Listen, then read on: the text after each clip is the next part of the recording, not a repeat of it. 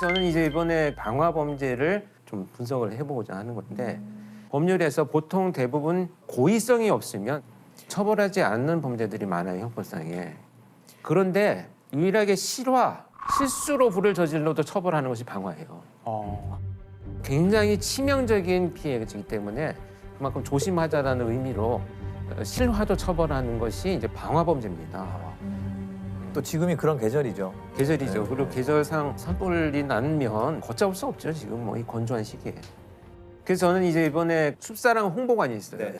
산불과 관련된 전시관인데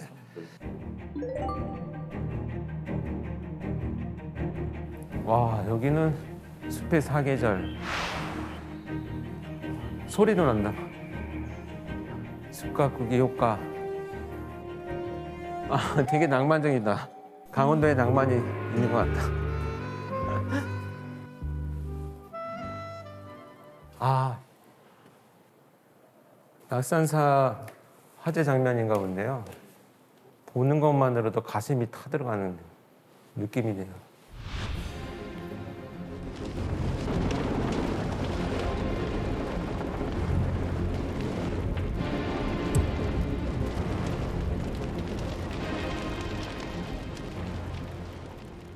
너무 실감나게 만들어놨다. 삶의 터전이 다 사라진 거잖아요, 그냥. 자기 삶의 역사가 다 없어지는 것과 같은 거죠, 사실. 저도 현장에 많이 출동을 해봤거든요. 칼꼬리처럼 생긴 그걸로 일단은 잔불 제거를 위해서 막 긁어냅니다. 근데 이럴 때 시신이 만약에 있으면 신체 일부가 이렇게 뜯어져 나오는 경우들이 있어요. 그래서 소방관들께서 너무 충격을 받아갖고 트라우마가 있어서 정신과 치료를 받는 분들이 굉장히 많다고 이렇게 얘기합니다. 보는 것만으로도 사실 굉장히 끔찍하죠. 그래서 아주 위험한 것이 이제 결국 불이죠. 방화를 저질러서 증거를 인멸한 사건을 하는 경우가 많아요. 그런데 이 사건은 방화가 범행 도구로까지 진화한 불을 질러서 살인의 도구로 사용한 범죄입니다. 방화로 살인을 저지른 방화살인이에요. 양양에서 2014년에 있었던 사건인데 강원도 양양주택에서 불이 나 일가족 4명이 목숨을 잃었습니다.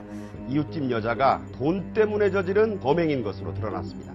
경찰은 이 씨가 피해자들에게 수면제를 먹인 뒤 불을 지른 것으로 보고 있습니다. 이 가해자와 피해자는 학부모 관계로 두 분이 만납니다. 같은 동네 사는 친한 언니 동생 사이였는데 채무관계 때문에 사이가 나빠져요. 가해자가 빚독촉을 받으니까 범행을 계획하게 됩니다. 친하니까 이제 자연스럽게 들어가고 수면제를 먹이고 여기저기 불을 질렀어요. 아이들과 이 어머니는 사망한 거죠. 불이 나니까 주변에서 신고를 했어요. 신고를 했는데 가해자인 이 사람이 소방이 도착하는 순간에 막 달려들어서 저 안에 사람이 있다고 막 구호를 해달라고 막 이렇게 목격자인 행세를 하기 시작을 합니다. 소름 끼친다. 그래서 사실은 이제 수사가 이제 어려워지고 그런 이제 배경이 되었는데 수사를 진행하다 보니까 목격자 행세를 했던 이 여성이 동네 사람들한테 이상한 소문을 내기 시작을 해요. 저 사람이 나한테 돈을 빌려갔는데 갚지 않고 스스로 비관을 해서 자녀들을 죽이고 자기가 죽은 거다. 막 이런 이상한 소문을 퍼뜨리기 시작을 해요. 경찰이 화재가 다 진압되고 나서 다시 한번 집을 수색하자라고 하는 과정에 신발장 안에서 이 돌아가신 분이 자기한테 돈을 빌려간 게 아니고 이 사람이 돈을 빌려간 차용증이 발견된 거예요. 그것이 발견되면서 이제 반전이 일어나죠.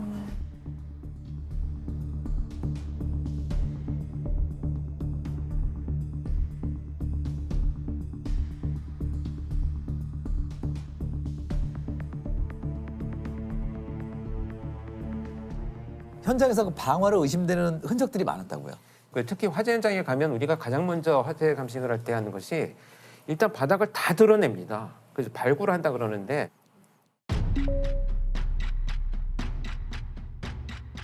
정말 삭하고 호미 이런 걸 갖고 와가지고 싹 다 드러내요. 그리고 바닥을 보기 시작을 하는데 이나무질을 막 이렇게 뿌리잖아요. 물결 형태의 흔적들이 그대로 남아 있어요.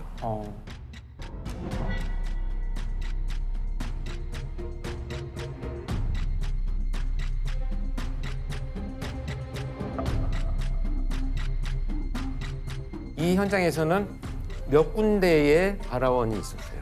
몇 군데에서 불이 질러졌다라고 하는 얘기인데 전기 누전, 배선, 가스 이런 부분들은 아무 이상이 없었어요. 많은 경우에 사실 자연적으로 일어나는 그런 거는 주로 전기 합선이 가장 많거든요.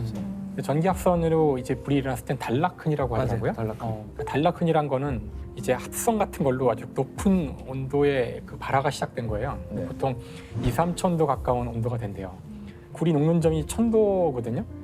그러면은 그 굴이 선이니까 구리가 녹아서 완전히 구형 상태가 돼요. 그랬다가 굳어요. 그러면은 이게 동글동글한 방울처럼 생긴 반짝반짝거리는 흔적을 남기게 돼요. 처음에 만약에 이런 단락흔이 있으면은 유전이나 뭐 이런 합선 이분하고 알 수 있는 거고 그런 게 하나도 없으면은 적어도 전기에 의한 건 아닌 거죠. 두 번째는 피해자들이 어디에 위치해 있는가거든요. 네네.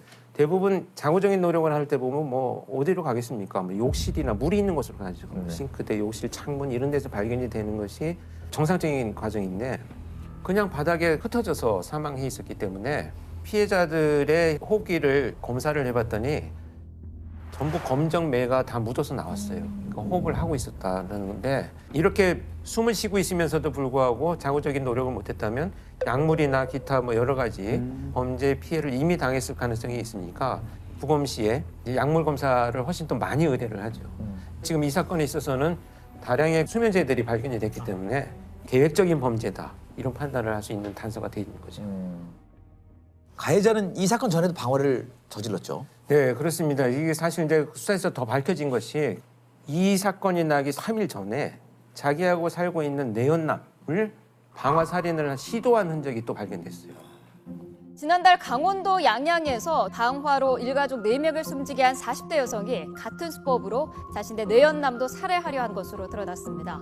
경찰은 내연남의 보험금 1억 7천만 원을 가로채려고 범행을 저지른 것으로 보고 있습니다.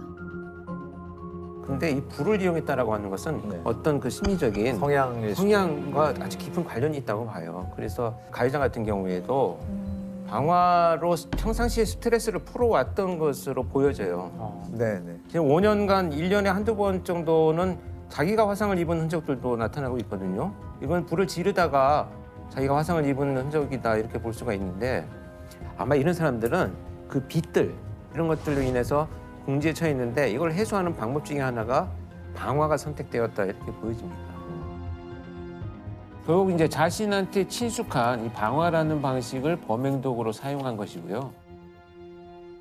방화범은 어떤 처벌을 받을까요? 방화범은 일단 태운 대상이 무엇이냐에 따라서 죄명이 많이 달라져요. 대표적인 게 현주 건조물 방화죄라고 사람이 지금 살고 있는 건조물 또는 주거를 위해서 사용되는 뭐 선박, 기차까지 다 포함을 해서 이런 것들을 이제 태웠을 때 현주 건조물 방화죄가 되고요.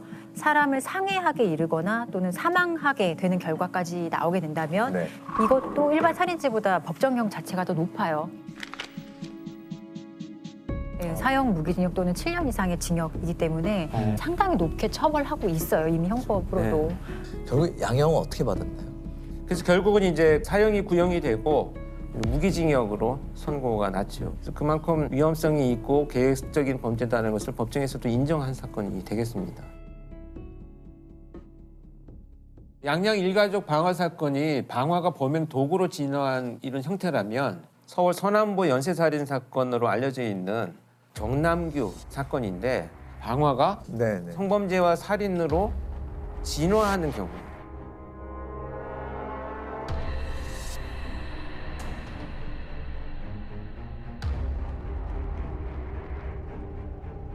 최근 서울 남서부 지역에서 여성들이 잇따라 피습되면서 주민들이 공포에 떨고 있습니다. 지난 9일에는 보라매 공원에서 20대 여대생이 흉기에 찔려 숨졌습니다.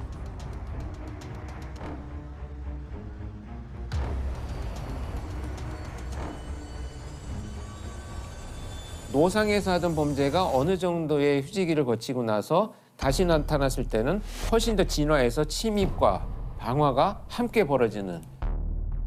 그래서 그 이후 사건에서는 거의 대부분 이제 방화가 이루어졌고요.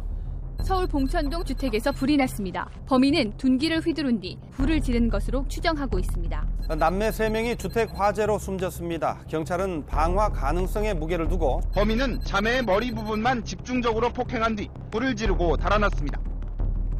사실 저희가 다 투입되었던 유영철, 정남규, 강호순을 보면 방화 범죄가 다 있어요.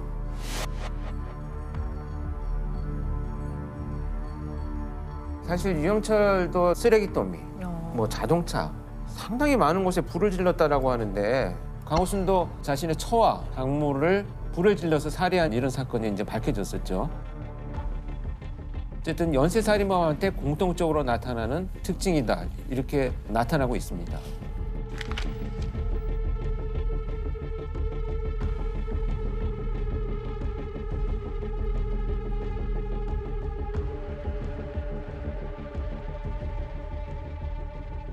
프로파일링의 대상 범죄가 뭐냐면 살인, 성범죄, 그리고 방화예요.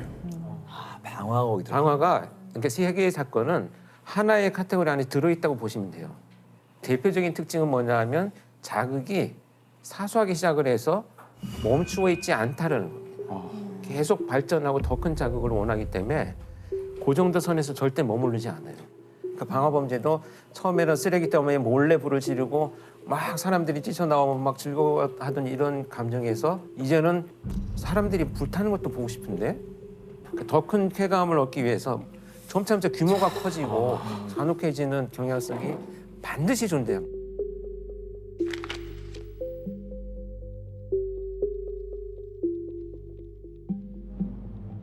마약 중독과 같아요. 이건 중독 범죄랑 비슷하거든요.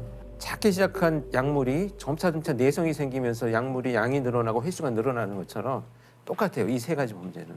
정남규도 역시 마찬가지입니다. 길거리에서 따라가서 막 공격하고 찌르고 이런 범죄를 저지르다가 이거 갖고는 이제 안 되겠는데? 그래서 침입을 하기 시작을 해요. 왜냐하면 그래서 장악을 해서 성범죄를 저지르고 내가 살해하고 가면 되겠구나. 그게 점차 더 자극이 발전하다 보니까 이제 불을 질러서 온 일가족을 다 살해하겠다. 이걸로 이제 발전하기 시작을 하는 거죠. 그 정남규의 방화 현장 가보신 건가요? 네. 제가 정남규 연쇄살인 사건, 그 방화 사건 현장에 다 제가 나가봤는데 불을 도주로에다만 질러요. 큰 창문이나 출입문 이런 곳에 다 불을 질러서 결국은 일가족이 다 사망한 케이스가 빠져나가게. 심지어 제가 정말 충격적이었던 것은 빠져나오지 못하도록 젓가락을 구부려가지고 문고리에 이렇게 걸어놓고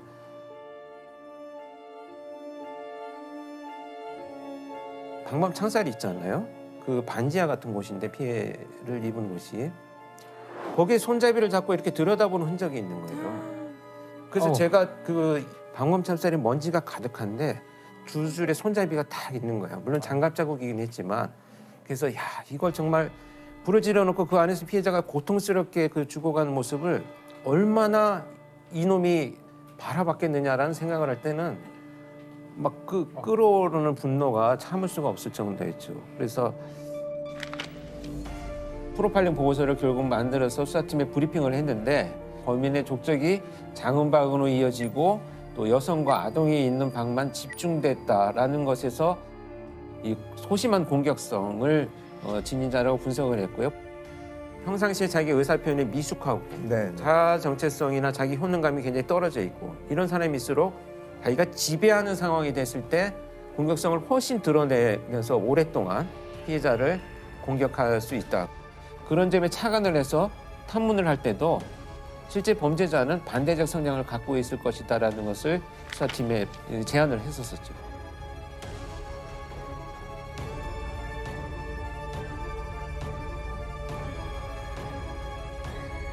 그 내용이 이제 결국은 체포되고 나서 정남규의 성향하고 상당 부분 일치를 하고 있었어요. 정남규는 다른 요원들하고 제가 같이 면담을 하느라고 이제 옆자리에 이렇게 앉았었는데 정말 그 살인 현장을 추억하면서 막 불이 활활 타는데 내 심장이 타는 것 같았어요. 막 이렇게 얘기를 해요. 진짜 실제로. 쾌감의 순간을 돌이켜보듯이. 그래서 전형적인 장형분이 고조되는 유형의 범죄자구나.